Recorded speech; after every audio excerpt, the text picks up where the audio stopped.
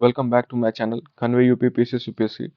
तो आज हम अपने आज के इस वीडियो में हम ये देखेंगे चोलास, चेरास और पांड्यास का जो डिटेल्ड स्टडी इसके बारे में देखेंगे। It's a part 2 of the previous video. Okay, तो चोला, चेरा और पांड्यास का आज हम थोड़ा सा इम्पोर्टेंट पॉइंट्स देखेंगे अपने फर्दर सिलेबस की तरफ बढ़ते हुए।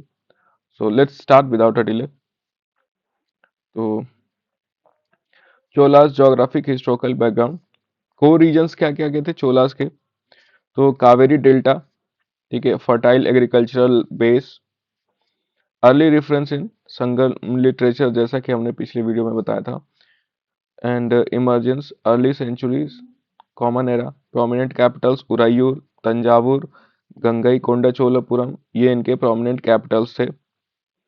एंड की अर्ली रूरल कौन थे, Karikala Chola, legendary achievements include Kalnai,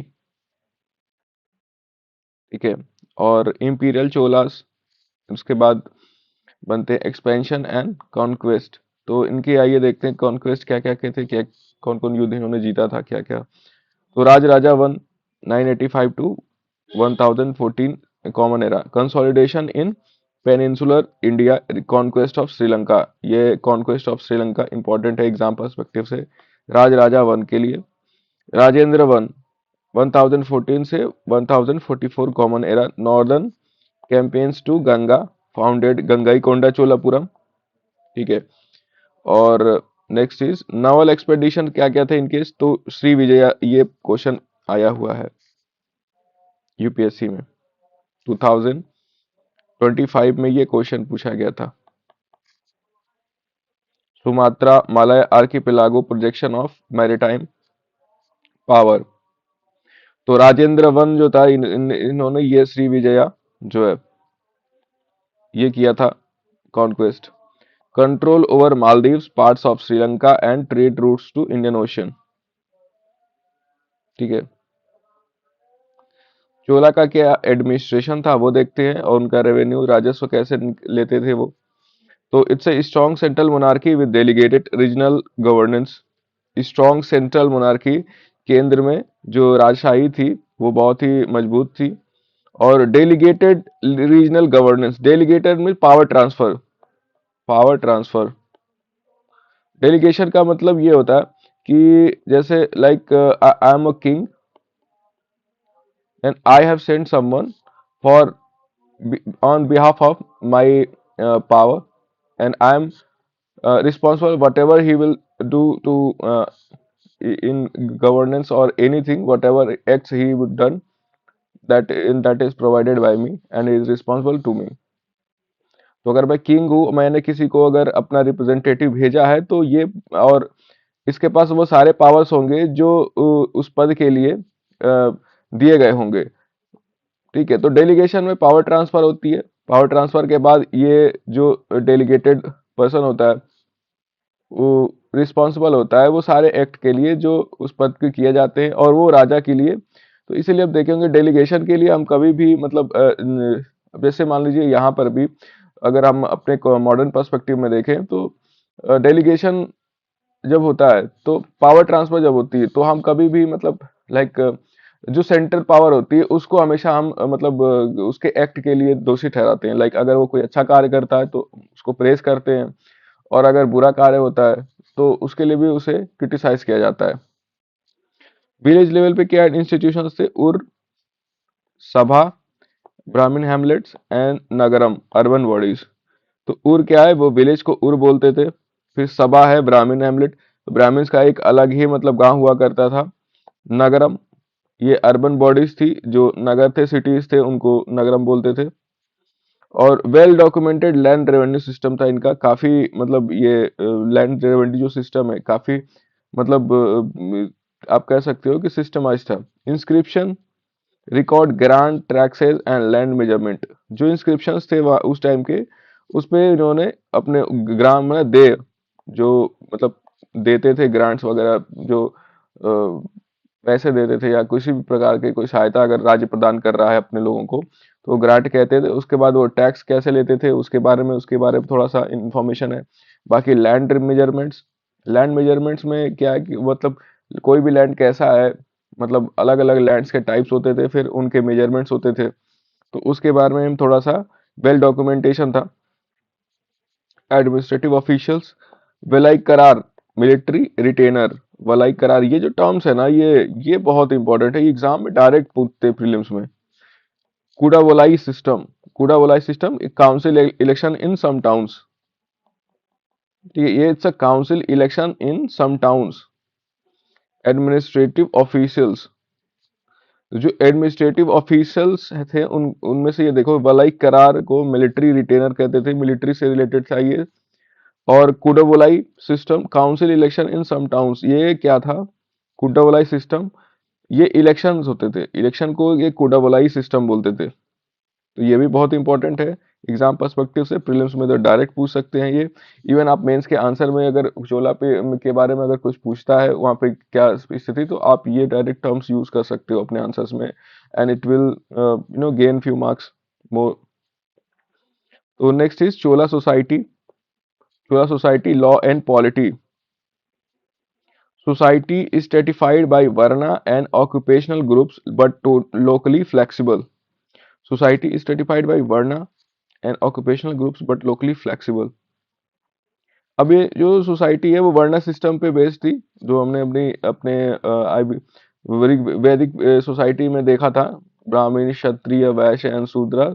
तो ये उसी पे डिवाइडेड थी, और ये ऑक्यूपेशनल भी था, बट थोड़ा सा फ्लेक्सिबिलिटी थी लोकल लेवल पे। टेम्पल सेंट्रिक इकोनॉमी थी, temple as a land owners, banking and redistributive centres. तो जो टेम्पल था, मंदिर जो थे उस जमाने के जो मंदिर हुआ करते थे, तो वो सिर्फ एक मतलब मंदिर एक रिलीजियस सेंटर नहीं था, वो एक इकोनॉमी से भी रिलेटेड था। वहां से लोगों को मतलब पैसे या जो भी सहायता वगैरह दी जाती थी, बैंकिंग का कार्य भी वहां से बैंक मतलब टेम्पल से होता था। अगर किसी को लोन वगैरह चाहिए था तो टेम्पल ही देता था। Use of inscription for legal records, donation, deeds, judicial decisions. Use of inscription for legal records, जो इंस्क्रिप्शंस थे उनका यूज करते थे ये कानूनी रिकॉर्ड बनाने के लिए। डोनेशन, डीड्स, और जो मतलब जुडिशरी न्याय से रिलेटेड जो भी प्रावधान होते थे उनको देखने के लिए वो एक इंस्क्रिप्शंस होते थे, उन पे वो सारे रिकॉर्ड्स वगैरह वो खुदवा देते थे, या जैसा भी उनका मतलब होता था system, inscriptions. Diplomacy through marriage alliances, tribute and vassal relationship. तो जो डिप्लोमेसी था, कूटनीति था, वो एक राज्य दूसरे राज्य से मैरिज अलायंस करके, मतलब विवाह, एक मीन होता था, एक एक माध्यम होता था आपस में मतलब मित्रता और अलायंस बनाने का। Tribute and vassal relationship, tribute वगैरह जो होता था, लोग एक दूसरे को मतलब सम्मान वगैरह देते थे। चोला इकोनॉमी, अब ये इंपॉर्टेंट चीज है, क्या क्या इकोनॉमी एंड ट्रेड में क्या इंपॉर्टेंट चीजें हैं। Agriculture intensive wet rice cultivation in Kaveri basin, backbone of economy. ठीक है, तो देखते हैं ये एग्रीकल्चर जो intensive wet rice cultivation in Kaveri basin, backbone of economy. तो राइस कल्टीवेशन जो था कावेरी बेसिन में, ये मोस्ट इंपॉर्टेंट पार्ट था एग्रीकल्चर के पर्सपेक्टिव से। अगर देखें तो राइस का जो प्रोडक्शन था वो इनकी बैकबोन थी इकोनॉमी की। काफी प्रचुर मात्रा में मतलब धान की खेती होती थी। Maritime trade florist, export included textile, spices, precious stones. तो मैरीटाइम ट्रेड भी काफी फ्लोरिश हुआ था उनके टाइम पे, मतलब टेक्सटाइल वगैरह में कॉटन वगैरह देख सकते हो आप, मसाले और कुछ प्रीशियस स्टोन्स वगैरह, ये सब चीजें एक्सपोर्ट करते थे ये। और कहाँ कहाँ करते थे वो देखते हैं ट्रेड पार्टनर्स में, south east Asia, China, Arab world, east Africa. तो मतलब आप ये कह सकते हो मिडिल ईस्ट में भी इनकी चीजें जाती थी, साउथ ईस्ट एशिया, चाइना तक ये एक्सपोर्ट करते थे। Urbanization, port towns like Nagapattinam, Kaveripattinam and international entrepots. तो नागापट्टिनम और कावेरीपट्टिनम इनके पोर्ट्स हुआ करते थे। ठीक है, चोला आर्ट एंड आर्किटेक्चर अब देखते हैं। तो आर्ट एंड आर्किटेक्चर में बृहदीश्वरा टेम्पल आता है, तंजावुर का Brihadeeswara temple, architectural and engineering marble, काफी इंपॉर्टेंट है, बृहदीश्वरा टेम्पल तंजावुर में है। और चोला आर्ट को ये रिप्रेजेंट करता है, it's Dravida style temple. Bronze craftsmanship, executive Chola bronzes Nataraja iconography and metallurgy. जो ब्राउन ब्रॉन्ज क्या होता था कि ब्रॉन्ज जो कॉपर और सिल्वर ऐसे मतलब एक मेटलर्जी होती थी, दो तीन एलिमेंट्स को मिला करके बनाते थे। तो ये जो यहाँ पे ना नटराज की जो मूर्ति है, नटराज की मूर्ति थी, ये काफी मतलब आइकॉनिक थी, मेटलर्जी को रिप्रेजेंट करती थी। ये उस टाइम की क्या मेटलर्जी का जो क्वालिटी हुआ करता था उसको दिखाती थी। Temple inscriptions in Tamil and Sanskrit provide rich historical data. तो टेम्पल इंस्क्रिप्शंस तो उस समय के जो थे उसमें तमिल और संस्कृत में वो खुदे होते थे, तमिल और संस्कृत में, और वहाँ के जो हिस्टोरिकल ऐतिहासिक जो तथ्य हैं उनको सामने रखते थे। पैट्रोनेज ऑफ लिटरेचर, पैट्रोनेज मतलब राज से सहायता प्राप्त थी साहित्य को। और इन तमिल भक्ति सेंट्स एंड संस्कृत स्कॉलर्स, तो तमिल भक्ति में तिरुकुरल वगैरह का आप नाम सीख सकते हो। संस्कृत स्कॉलर स्कॉलर्स वगैरह, जैसे वो एक ग्रामर बुक थी ना तोलक्कपियम, वो सब ये इसी टाइम में मतलब संगम पीरियड से ही रिलेटेड है। और वो सब उसे कहते हैं कि द्रविड़ तमिल लैंग्वेज का मतलब वो आप कह सकते हो कि काफी प्रोमिनेंट बुक थी तमिल ग्रामर पे। Chola navy and foreign relations, formidable navy ensured protection of trade routes and facilitated overseas expeditions। तो जो चोला की जो नेवी थी वो काफी स्ट्रांग थी, और इसी वजह से वो जो आपस मतलब आसपास के जो भी रीजन्स थे उस पे काफी उनका मतलब आप कह सकते हो प्रोमिनेंस था। Even beyond the reach of you know, आप कह सकते हो साउथ ईस्ट एशिया में जो इनका एक्सपेडिशंस वगैरह थे वो इनकी नेवी की स्ट्रांग होने का एक मतलब आप कह सकते हो एक प्रूफ है कि कितनी स्ट्रांग इनकी नेवी थी, जिसकी बदौलत मतलब इन्होंने साउथ ईस्ट एशिया के बहुत जावा सुमात्रा मलेशिया सिंगापुर ये सब मतलब एरियाज में इन्होंने अपना एक एक्सपेडिशन किया था, और वो भी काफी सक्सेसफुल रहा। Diplomatic contacts with Shri Vijaya, China is song dynasty and Arab merchants. तो डिप्लोमेटिक रिलेशंस भी थे, कुछ हो सकता है कि एक कुलोतुंग का नाम आता है, वो चाइना से मतलब उनका रिलेशन काफी था। तो कुलोतुंग में ही आप ये चोला एम्पायर में आप देख सकते हो उनका नाम, तो उनका रिलेशन चाइना से था कुलोतुंग का, कुलोतुंग। तो song dynasty and Arab merchants, तो ये मर्चेंट्स वगैरह से काफी अच्छा रिलेशंस रखते थे ताकि ट्रेड का जो फ्लोरिशमेंट है वो हो सके। Role in spread of Indian cultures religion script are to south east Asia, तो जो इंडियन कल्चर है उसको उन्होंने काफी स्प्रेड किया साउथ ईस्ट एशिया में। जो आसियान मतलब कंट्रीज हैं उनमें आप कह सकते हो प्रेजेंट की बात करें तो। Use of Naval for both commerce and political control, जो नेवी थी इनकी, नेवी का इन्होंने दोनों तरीके से यूज किया था, कॉमर्स के लिए भी मतलब ट्रेड एंड कॉमर्स के लिए भी, और पॉलिटिकल कंट्रोल करने के लिए भी, मतलब वहाँ मतलब पॉलिटिकल एक का राजनीतिक सत्ता स्थापित करने के लिए भी इन्होंने अपनी नेवी का, अपनी जो नौसेना है उसकी काफी इफेक्टिवली यूज किया था। चोला डिक्लाइन एंड लेगसी, अब इसके डिक्लाइन की बात कर लेते हैं, और ये क्या लेगसी है मतलब कंक्लूजन हमें क्या देता है चोला एम्पायर, तो वो देखते हैं। Gradual weakening due to prolonged wars with Pandyas and Hoysalas internal revolts. अब ये क्या है ना कि चोला, चेरा, पांड्या, होयसाल, तो ये सब जो कॉन्टेम्पररी मतलब किंगडम्स थे ये आपस में इनका बहुत टेंशन होता था। ये आपस में काफी स्ट्रॉन्ग एक तरीके से आप कहते हो डेडलॉक क्रिएट करते थे, बहुत लड़ाइयाँ करते थे आपस में। उसकी वजह से इनका काफी मतलब आप कह सकते हो कि economically, politically, socio economic, politically तीनों पर्सपेक्टिव से आप देख सकते हो कि काफी इनका मतलब डिक्लाइन होता था, काफी परेशानी उनको उठाना पड़ता था उसकी वजह से। तो अब ये देखो कि चोला एम्पायर जो है, चोला एम्पायर जो है ये भी काफी कमजोर पड़ गया इसी वॉर्स की वजह से। जो आपस में इनकी जो लड़ाइयाँ होती थी उसकी वजह से, ये पांड्या से इनकी लड़ाई होती थी, होयसाला से होती थी, और काफी इंटरनल रिवोल्ट्स भी होते थे क्योंकि सेंट्रलाइज्ड मतलब जो इनकी इकॉनमी थी उसकी वजह से जो आप ये कह सकते हो अपहोल्ड है वो सेंट्रली आपस में उतना मतलब स्ट्रांग नहीं रह गया बाद में। कुछ जो इम्पोर्टेंट मतलब इनके किंग्स थे लाइक राजा राजेंद्र वन, और जो भी स्टार्टिंग के दो तीन इनके जो रूलर्स रहे वो काफी स्ट्रांग थे। इसकी वजह से मतलब चोला जो है वो काफी फ्लोरिश किया। भाई बाद में धीरे धीरे डिक्लाइन हुआ क्योंकि इनकी कॉन्टिन्यूसली मतलब टेंशन्स होते थे पांड्यास के साथ, होयसालास के साथ। और इंटरनल भी कुछ लोग थे जो रिवोल्ट करते थे, तो उसकी वजह से ये अंदर ही अंदर वीक होता चला गया और finally it declined. By 13th century Chola power waned and successor states emerge. तो अब धीरे धीरे चोला एम्पायर भी टूटने लगा, टूटने के बाद कुछ जो छोटे छोटे स्टेट्स है वो भी इमर्ज हो गए। एंड्योरिंग लेगेसी, अब ये देखते हैं क्या लेगेसी, क्या कंक्लूजन हमें मिलता है यहाँ से। तो टेम्पल आर्किटेक्चर में बेस्ट है गंगई कोंडा चोलपुरम, आपने सुना होगा। तंजौर का बृहदीश्वरर टेम्पल है, ये सब जो टेम्पल आर्किटेक्चर है उसके मतलब जेनिथ है उनका, मतलब जो इतना बेहतरीन आप उदाहरण देख सकते हो टेम्पल आर्किटेक्चर का। एडमिनिस्ट्रेटिव प्रैक्टिसेस काफ़ी अच्छी थी इनकी, मतलब काफ़ी फ्लेक्सिबल एडमिनिस्ट्रेटिव प्रैक्टिसेस थी, और इसी वही वजह रही है कि इनका मतलब प्रोमिनेंस था वो अपने एरिया में काफ़ी अच्छा बना रहा। मैरीटाइम ट्रेड नेटवर्क्स काफ़ी अच्छे थे इनके, ये इन्होंने नौसेना पे काफ़ी अच्छा वर्क किया था।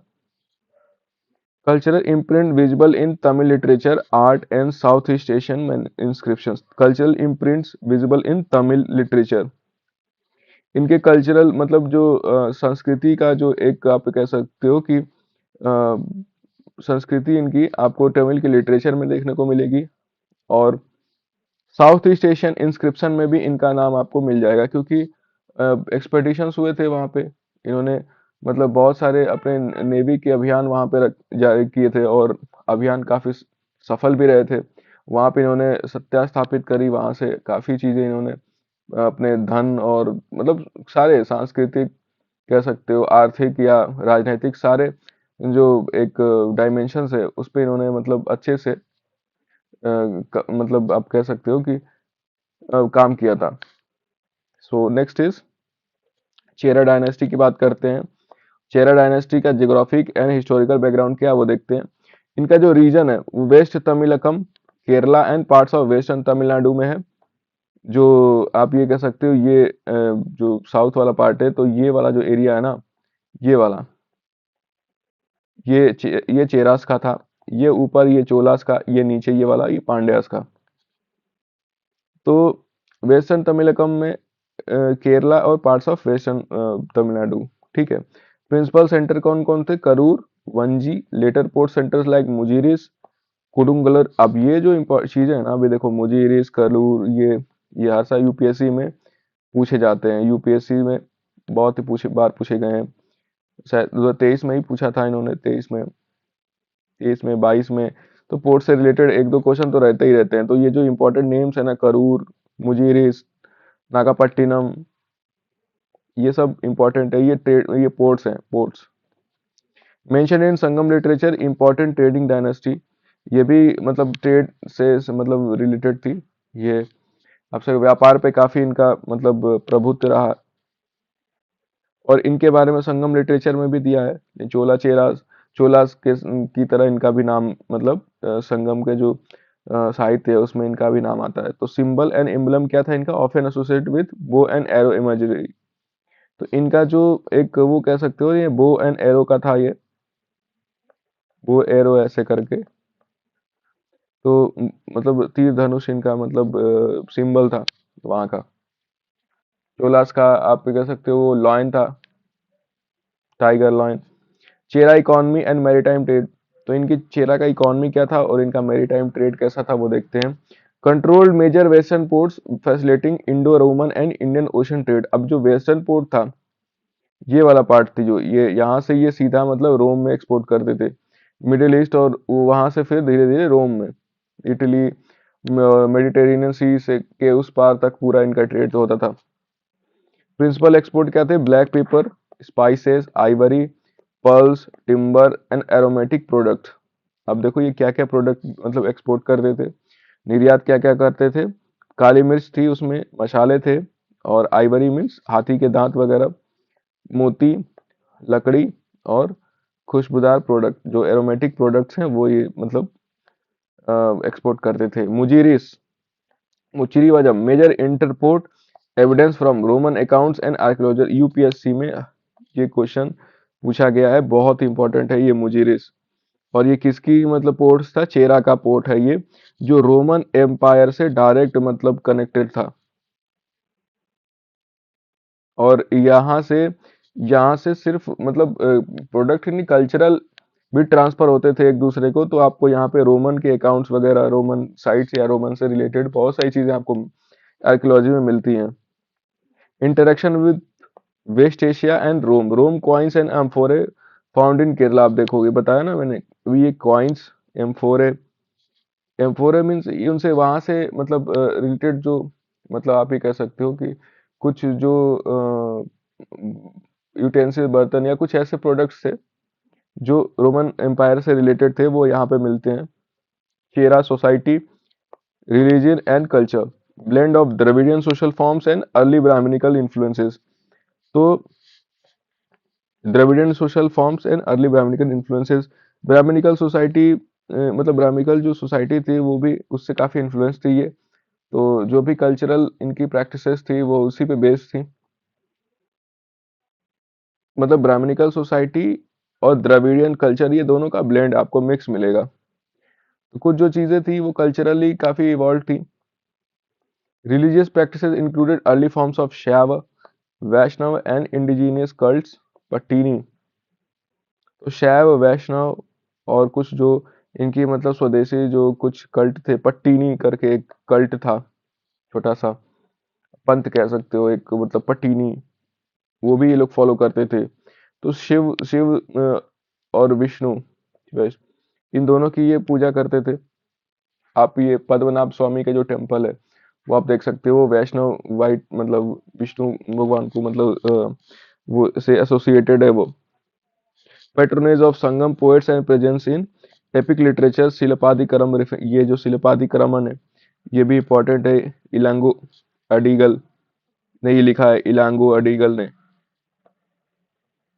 शिलपादिक्रमण। तो यहाँ के जो मतलब राजशाही थी, उन्होंने मतलब यहाँ के कवि मतलब संगम पोएट्स वगैरह को काफी पेट्रोनाइज किया था। पेट्रोन मतलब शरण, उनको सहायता प्रदान करी और राज्य इन्हें प्रोत्साहन देता था। Agriculture in western Ghats and coastal fisheries supported the population. तो वेस्टर्न घाट्स वगैरह जो है वो काफी इनको मतलब सपोर्ट किया था फिशरीज में, मतलब मछलियाँ वगैरह का मछली उत्पादन वगैरह। और यही वजह थी कि पॉपुलेशन यहाँ पे थोड़ा फ्लोरिश की, क्योंकि ample amount of food was present. तो फूड फिशरीज में मतलब मछली उत्पादन काफी होता था, तो फूड वगैरह की ज्यादा प्रॉब्लम नहीं थी। इस वजह से वहां पे पॉपुलेशन काफी अच्छे से फ्लोरिश की, काफी ग्रोथ हुई पॉपुलेशन की। तो नेक्स्ट इज चेरा का पॉलिटिकल स्ट्रक्चर देखते हैं क्या था, और वहाँ का एडमिनिस्ट्रेशन कैसा था वो देखते हैं। Monarchical polity and local chieftains, nadus and village assemblies. तो मोनार्किकल पॉलिटी थी, राजशाही थी वहाँ पे। और कुछ लोग लोकल जो मुख्याधिकारी वगैरह होते थे उनको नाडूस कहते थे। और कुछ विलेज की असेंबलीज होती थी, मतलब आप कह सकते हो ग्रामीण सभाएं वगैरह होती थी। Role in regional diplomacy and control of spice state route. तो रीजनल डिप्लोमेसी मतलब आपसी जो आप कह सकते हो कि मतलब रीजनल जो कूटनीति वगैरह हुआ करती थी, उसमें काफी प्रोमिनेंट रोल था चेरास का। और स्पाइस ट्रेड जो था, मसालों का जो व्यापार था, उन पे इनका कंट्रोल था पूरा, क्योंकि वेस्टर्न घाट से थे तो ये डायरेक्ट सीधा मतलब अरब कंट्रीज से कांटेक्ट में थे। इधर ये सऊदी अरब और इधर मिडिल ईस्ट में ये तुरंत डायरेक्ट ट्रेड करते थे और वहां से ये सीधे यूरोप तक पहुंचता था। Evidence of land grant, temple endowments, agricultural records and inscriptions. तो evidence of land grants, temple endowment and administrative records and inscription. तो लैंड ग्रांट्स वगैरह जो भूमि वगैरह जो सरकार जो वहाँ के उस समय के जो राजा थे वगैरह जो लैंड ग्रांट देते थे लोगों को, वो उससे रिलेटेड जो एविडेंस है वो मिलते हैं। टेम्पल मतलब उस मंदिर, आप कह सकते हो कि सोशियो पॉलिटिकल इकोनॉमिक तीनों पर्सपेक्टिव से काफी इंपॉर्टेंट था। Administrative records and inscriptions. तो एडमिनिस्ट्रेटिव रिकॉर्ड्स एंड इंस्क्रिप्शन में आप ये देखो कि वहाँ के जो एडमिनिस्ट्रेशन था उसके बारे में थोड़ा सा इंस्क्रिप्शन में रिकॉर्ड्स मिलते हैं। Relation with Chera Perumal kingdom in later medieval period, transition in political centres. और इनके जो कुछ जो पॉलिटिकल ट्रांजिशन भी, इनके जो सेंटर्स थे उसके बारे में भी मिलता है कुछ आप। और मेडिवल पीरियड में जो रिलेशन थे चेरा के, ये थोड़े से मतलब आप कह सकते हो कि धीरे धीरे ये अब ये ट्रांजिशन के फेज में थे, बदलाव के रूप बदलाव होने के रूप में ये थे। तो बदलाव होने की वजह से काफ़ी चीज़ें आप देख सकते हो कि धीरे धीरे डिसेंट्रलाइज होने चालू हो जाएंगी। Chera maritime links and external contacts, active trade with Roman world, Arabian Peninsula and East Africa, sea routes linked with Kerala, ports to Red Sea and Mediterranean via Arabian intermediaries। तो मैंने बताया ना कि यहाँ से ये जो ये पोर्ट्स थे, इनके पोर्ट सेंटर से ये सीधा इधर मिडिल ईस्ट वगैरह में, ये मिडिल ईस्ट में सीधा पोर्ट करते थे, और यहाँ से ये सीधे मतलब होते हुए मेडिटेरेनियन सी से ये इटली वगैरह में पहुंचता था। Cultural exchange of reflect in cuisine coinage and art, cuisine मतलब खान पान, और कॉइनेज सिक्के वगैरह, और आर्ट कला, तो कला और खान पान और कॉइनेज, ये सब इसके कल्चरल एक्सचेंज हुआ करते थे। कल्चरल मतलब सांस्कृतिक आदान प्रदान वगैरह आपको यहाँ से मिलता है। Later connection with Chola and Pandya policies through alliances and conflicts, तो चोलाज और पांड्यास के साथ इनका कॉन्टिन्यूअस कॉन्फ्लिक्ट रहा करते थे, क्योंकि अभी हमने चोलाज में देखा कि चोला का जो डिक्लाइन था वो कहीं ना कहीं इनके आपसी जो आपसी जो मतभेद थे पांड्यास और चेरास के साथ, और चेरा का चोला और पांड्यास के साथ, पांड्या का चोला और चेरास के साथ, इसकी वजह से ये काफी मतलब आपस में ही इनकी जो फूट थी वो उसकी वजह से इन्हें काफी मतलब डिक्लाइन झेलना पड़ा। चेरा का जो डिक्लाइन था वो देखते हैं। Decline influence by change in trade patterns and rise of other south Indian powers, धीरे धीरे इनका जो ट्रेड पैटर्न वगैरह है वो धीरे धीरे कम होना चालू हो गया, क्योंकि और भी साउथ इंडिया में जो कुछ पावर्स वगैरह थे वो धीरे धीरे राइज करना चालू हो गए थे। Legacy in Kerala spice economy maritime tradition and early Christian Jewish settlements, तो धीरे धीरे वहाँ पे जैसे क्या कल्चरल एक्सचेंज होता चला गया रोमन्स के साथ और भी या अरब वर्ल्ड्स के साथ, तो जो ज्यूस वगैरह थे वो भी यहाँ पे आकर के, और क्रिश्चियंस थे उनका भी यहाँ पे आकर के धीरे धीरे जो वेस्टर्न फ्रंट है ये इंडिया का, यहाँ पे आके इनका सेटलमेंट चालू हो गया था धीरे धीरे। तो ये एक तरीके का आप कह सकते हो कल्चरल एक्सचेंज था, और ये एक लेगेसी थी। Linguistic and cultural contributions preserved in early Tamil and Malayalam traditions, तो लिंग्विस्टिक जो थे भाषाई और सांस्कृतिक जो योगदान है इसका वो तमिल और मलयालम साहित्य में प्रिजर्व है, मतलब सुरक्षित है। Archaeological finds Roman coins ceramics underline their historical role in global trade, तो रोमन के जो क्वाइंस है कुछ, और ये जो है ना ये एक साहित्यिक मतलब क्या ऐतिहासिक इनका मतलब योगदान था ग्लोबल ट्रेड में, वो दिखाता है कि जो वैश्विक जो व्यापार था उनमें इनका क्या योगदान था। वो रोम के क्वाइंस, रोम के जो सिक्के थे, रोमन सिक्के थे, और उनका जो मतलब खुदाई के दौरान मिला, उसकी वजह से हमें ये दिखता है कि इनका जो योगदान है वो काफी बड़ा था। आइए पांड्या के बारे में देखते हैं। Pandya dynasty geographic and historical background देखते हैं। तो को रीजन कहाँ पे है इनका, पांड्या का ये वाला ये रीजन है, southern Tamil Nadu with capital eight Madurai, Madurai में इनका मतलब कैपिटल था। और इनका जो चोलास के साथ टेंशंस रहती थी हमेशा। Ancient lineage reference in Sangam literature contemporaries of Cholas and Cheras, ancient lineage referenced in Sangam literature contemporary to Cholas and Cheras. तो अभी हमने बताया कि जो इनका जो एंशियंट लीनियज है इसका मतलब जो इनके मतलब राजशाही था, जैसे क्या इनकी वंशानुगत क्या राजनीति रही है उसके बारे में हमें संगम साहित्य में मिलता है। और समकालीन थे ये चोल और चेरास के। Famous early kings include Nedunjeliyan and other Sangam era rulers, Nedunjeliyan यहाँ के मतलब पांड्या के फेमस किंग थे, मतलब फेमस राजा थे नेदुंजिएलियन, और ये सब मतलब फेमस थे, और इन्हीं की तरह और भी थे। Non for thriving urban centres and Madurai cultural and commercial hub था ये मदुराई जो था वो पांड्या का। और हाँ ये एक इम्पॉर्टेंट फैक्ट है कि जो पांड्या डायनेस्टी थी, पांड्या डायनेस्टी इन्होंने संगम संगम पीरियड जो है, और संगम आप देख सकते हो कि जो एक सभा हुआ करता था संगम पीरियड में, जो पहला दूसरा जो हुआ था, तो पांड्य डायनेस्टी ने इस संगम पीरियड का इसका योगदान काफी इम्पोर्टेंट है, क्योंकि पांड्य ने ही संगम लिटरेचर को पेट्रोनाइज किया था सबसे पहले। Pandya economy and trade, pearl fisheries in gulf of Mannar significant source of wealth. तो जो मोती था, मोती मोती ये एक मोती और मछली उत्पादन, जो गल्फ ऑफ मन्नार है, जो मन्नार की खाड़ी है, वहां से इन्हें मिलता था, और ये इनका मतलब एक महत्वपूर्ण आय का साधन था। Agriculture supplements by trade, Madurai as a nodal urban market. तो व्यापार इनको एक सहायता प्रदान करता था इनके इकोनॉमी में, इनके आर्थिक परिप्रेक्ष्य में अगर बात करें तो जो व्यापार है, व्यापार किसका था? मोतियों का और मछली उत्पादन का।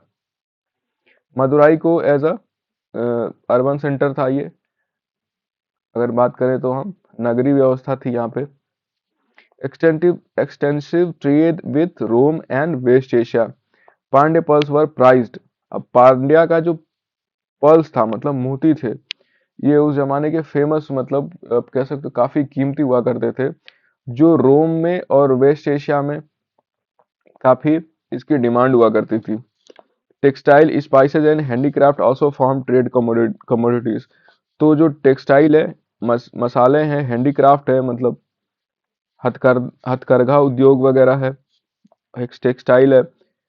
तो टेक्सटाइल में कॉटन वगैरह जो है, मतलब कपास, कपड़े बनाने के लिए, और मसाले जो है वो इनके ट्रेड में काफी योगदान दिया है इन्होंने। Next is Pandya administration and society. तो मोनार्किकल रूल था यहाँ पे, राजशाही थी। Well developed urban institution like Madurai, patronage of Tamil Sangam literature and temple establishment. तो इन्होंने तमिल तमिल संगम को पेट्रोनाइज, देखिए मैंने अभी बताया था, पेट्रोनाइज किया इन्होंने। पेट्रोनाइज मीन्स की प्रोत्साहन करता था, प्रोत्साहन किया इन्होंने काफी तमिल संगम लिटरेचर को, और टेम्पल बनाया इन्होंने। Social life marked by trade guilds, merchant communities and artisans. तो जो सामाजिक जीवन जो था वो मोस्टली व्यापार पे ही बेस्ड था। व्यापार मतलब गिल्ड्स थे, और जो व्यापारियों का समूह था, उन्हीं से रिलेटेड इनकी कम्युनिटी हुआ करती थी। Legal and administrative records visible through epigraphic evidences. तो जो लीगल मतलब न्याय और प्रशासन से संबंधित जो भी मतलब रिकॉर्ड्स थे, वो वहाँ की एपिग्राफी और इंस्क्रिप्शंस वगैरह, जो अभी हमने देखा कि टेम्पल इंस्क्रिप्शंस में इसका मतलब उल्लेख किया गया है। Pandya culture, religion and literature, strong patronage to Tamil Sangam poets and literary assemblies. तो strong patronage to Tamil Sangam, हाँ तमिल संगम जो हुआ कर था, उसको इन्होंने प्रोत्साहन दिया था, पेट्रोनाइज किया था, उसकी उसकी सहायता करी थी। और इनका बहुत बड़ा कंट्रीब्यूशन है तमिल लिटरेचर में। रिलीजियस डाइवर्सिटी थी, early Jain Buddhist influences and later शैव वैष्णव भक्ति मूवमेंट्स। तो काफी कल्चरल और रिलीजियस डाइवर्सिटी थी।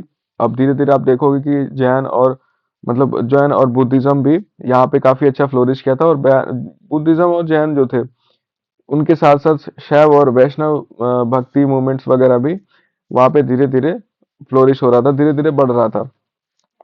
Madurai Meenakshi temple traditions and festival culture trace roots of Pandya patronage. अब ये देखो, जो मदुराई है वहाँ का जो मीनाक्षी मंदिर है, वो यहाँ के जो पांड्य डायनेस्टी है उसके कल्चरल और ट्रेडिशनल नॉर्म्स को दिखाता है, जो कितनी डीप रूटेड थी। Promotion of Tamil language, poetry and performing arts. Performing arts means जो नाटक वगैरह हुआ करता था उसको भी काफी अच्छा ये दर्शाते थे, कविता और परफॉर्मिंग आर्ट्स के माध्यम से ये अपना तमिल जो लैंग्वेज है उसका प्रमोशन करते थे। Pandya military and expedition, medieval Pandyas 12th से 14th सेंचुरी, मतलब 12 से 14वीं शताब्दी तक emerged under rulers like Jatavarman Sundra Pandya. Jatavarman सुंदर पांड्या। तो सुंदर ये जो थे ना जटावर्मन सुंदर पांड्या, ये काफी मतलब मेडिवल मतलब मध्यकालीन भारत में काफी प्रोमिनेंट पर्सनालिटी थी। Expanded northwards at times and asserted dominance over Tamil regions. धीरे से ये जो यहाँ से ये जटावर्मन सुंदर पांड्या जो है वो धीरे से ऊपर की तरफ अपना मतलब एक्सपेडिशंस है वो बढ़ाए इन्होंने, और तमिल रीजन्स में काफी जगहों पे इनका डोमिनेंस था। Engaged in warfare with Cholas and Hoysalas, used both cavalry and infantry। इनका चोला और होयसालों से हमेशा मतलब युद्ध हुआ करते थे, और युद्ध में ये ज्यादातर घुड़सवार और पैदल इन्फेंट्री वगैरह यूज करते थे। Patronage of temple building and urban development during revival period. तो इन्होंने टेम्पल बिल्डिंग मतलब मंदिर निर्माण वगैरह में काफी अच्छा योगदान दिया है, और अर्बन जो नगरीय सेंटर्स थे उनको डेवलप किया इन्होंने। इनका डिक्लाइन कैसे हुआ वो देखते हैं, इनके कैसे ये धीरे धीरे ह्रास की ओर गया। Decline due to invasions Delhi Sultanate incursions 14th century and internal strife. तो जो दिल्ली सल्तनत वगैरह में है आप देखते हो कि खिलजीज वगैरह इनका एक्सपेडिशन साउथ की तरफ जाता है धीरे धीरे। तो अब जब इस्लामिक जो वर्ल्ड है अब उसकी एंट्री जब होती है हमारे देश में, तो जब साउथ इंडिया की तरफ जाता है एक्सपेडिशन उनका, तो धीरे धीरे वहां की चीजें भी अब डिक्लाइन होने लगती हैं। तो क्या लेगेसी पांड्या डायनेस्टी ने दिया है उसको देखते हैं, क्या कंक्लूजन रहा है। Strong contribution to Tamil literature, temple art culture, Madurai traditions. तो इनका सबसे बड़ा कंट्रीब्यूशन आप तीनों में देखोगे, चोरास, चेला और पांड्यास, तो इन तीनों का बहुत बड़ा मतलब कंट्रीब्यूशन है तमिल साहित्य में और मंदिर निर्माण में। Economic footprints in pearl trade and urban administrative models. तो जो इनके कह सकते हो नगरीय जो प्रशासन था वो काफी सशक्त था, ये उसका बहुत बड़ा मतलब उदाहरण है। और मोती जो था पर्ल, उसका जो उत्पादन था ये काफी अच्छे लेवल पे करते थे, और उसका व्यापार भी काफी इनका फैला हुआ था दूर तक। तो उस जमाने में मतलब यहाँ के जो मोती थे उसकी डिमांड थी बहुत ज्यादा, मतलब रोमन्स में और वेस्ट एशिया में। Cultural festival and temple centric public life persist in Tamil society. तो जो मंदिर केंद्रित जो पब्लिक लाइफ थी वो बेस्ड थी, और ये तमिल साहित्य सोसाइटी को दर्शाती थी। अब एक कंपैरेटिव ओवरव्यू लेते हैं चोलास, चेरास और पांड्या का। तो टेरिटोरियल फोकस इन चोलास का था ईस्ट कावेरी में, चेरास का वेस्ट केरला में और पांड्या का साउथ में। इकोनॉमिक बेस क्या था चोला का, वो एग्रीकल्चर मैरीटाइम ट्रेड था, और चेरास का था स्पाइस ट्रेड, पांड्या का पर्ल और जो ट्रेड है। तो चोलास का था एग्रीकल्चर में भी, कृषि पे भी था, और नौसेना नौसैनिक जो व्यापार था उससे रिलेटेड था। चेरास का मसालों पे कंट्रोल था, पांड्यास का मोती और व्यापार पे कंट्रोल था, मछली उत्पादन वगैरह अच्छे लेवल पे करते थे। कल्चरल कंट्रीब्यूशंस क्या आते हैं चोला का, टेम्पल आर्किटेक्चर ब्रॉन्जेस। तो टेम्पल आर्किटेक्चर में हमने देखा बृहदीश्वरा टेम्पल तंजावुर वाला, और गंगईकोंडा चोलापुरम, फिर ब्रॉन्ज नटराज की जो मूर्ति थी उसमें देखा हमने इनका काफी अच्छा कंट्रीब्यूशन। चेरास में मैरीटाइम ट्रेड, स्पाइसेस, चेरा का जो है वो नौसैनिक व्यापार और मसालों में इनका कंट्रीब्यूशन था। पांड्या का लिटरेचर और फेस्टिवल। तो कल्चरल जो आप देख सकते हो कि जो सांस्कृतिक योगदान है वो ज्यादा पांड्यास का है, क्योंकि इन्होंने ही तमिल संगम जो हुआ था उसको पेट्रोनाइज किया था, उसको प्रोत्साहन दिया था। Political interaction with involved alliances, rivalries and periodic hegemony shifts। Political interactions हुआ करते थे अभी आपस में, चेलास पांड्यास इनका टेसल्स थी, और उसकी वजह से ये मतलब कुछ लेवल पे लोकल लेवल पे ये मैरिज अलायंसेस करते थे, ताकि इनकी जो हेजेमनी है वो मतलब बनी रहे, शिफ्टिंग ना हो। इनकी पीरियोडिक शिफ्टिंग होती रहती थी, जब जहाँ जो मजबूत होता था उसका प्रभुत्व बढ़ता जाता था। Role of Sangam literature and epigraphy. तो संगम वर्क जो संगम लिटरेचर है ये बहुत इंपॉर्टेंट है। ये देखो आप, ये में भी मतलब क्वेश्चंस इस पे बनते हैं कि संगम साहित्य का क्या योगदान था या क्या रोल रहा, मतलब। तो संगम वर्क में Akananuru Purananuru provide contemporary social and political snapshots. Silapadikaraman and Manimekalai narrate cultural milieu and royal personalities. संगम वर्ग में अक्कनानूरू और पुरन्नानूरू ये समकालीन सामाजिक और राजनीतिक परिदृश्यों को दर्शाते हैं। Silappadikaram and Manimekalai narrate cultural milieu and royal personalities. Silappadikaram by Ilango Adigal, Manimekalai ये जो है ये सांस्कृतिक और राजशाही पर्सनालिटीज के बारे में काफी अच्छे तरीके से दिखाते हैं, रिप्रेजेंट कर। इंस्क्रिप्शन तमिल एंड ग्रंथ script offer administrative and economic details. जो टेम्पल इंस्क्रिप्शंस थे, जो मंदिरों में जो इंस्क्रिप्शंस थे जो बना उससे तमिल ग्रंथ स्क्रिप्ट जो वगैरह थे उससे प्रशासन के बारे में और जो आर्थिक ट्रेड है, व्यापार है, उसके बारे में अच्छी खासी जानकारी हमें प्राप्त होती है। Archaeological evidences complements literary sources for constructing history.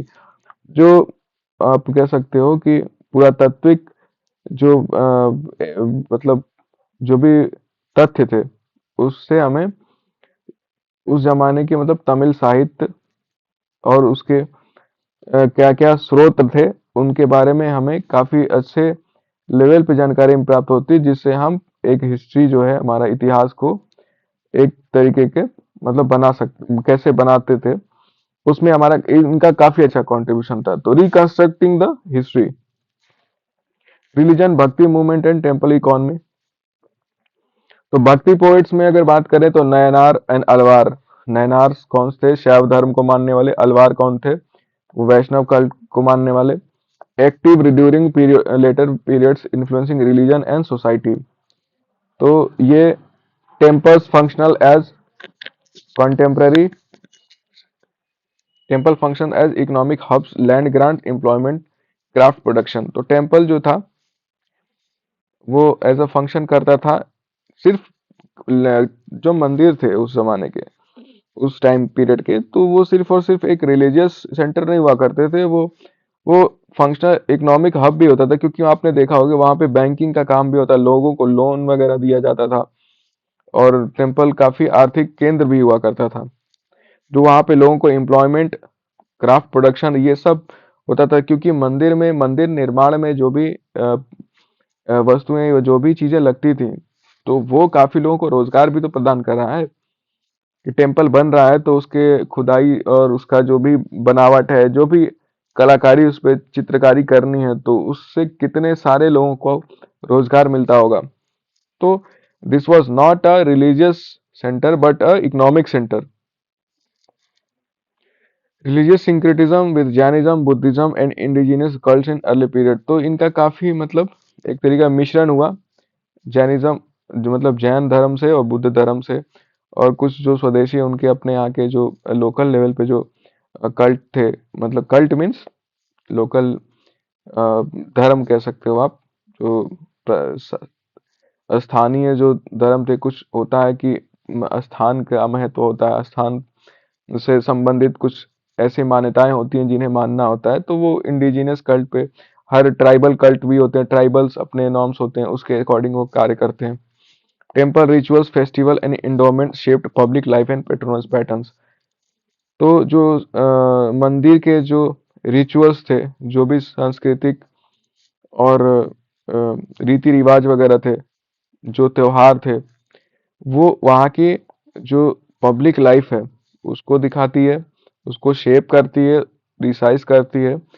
और पैट्रोनेस पैटर्न जो था, पैट्रोनेस था कि जो राजा की तरफ से जो भी सहायता प्राप्त होती थी, प्रोत्साहन होता था कि इस पर्टिकुलर कल्चरल मूवमेंट, कल्चरल जो प्रैक्टिसेस हैं उसको कैसे हम फ्लोरिश कर सकते हैं।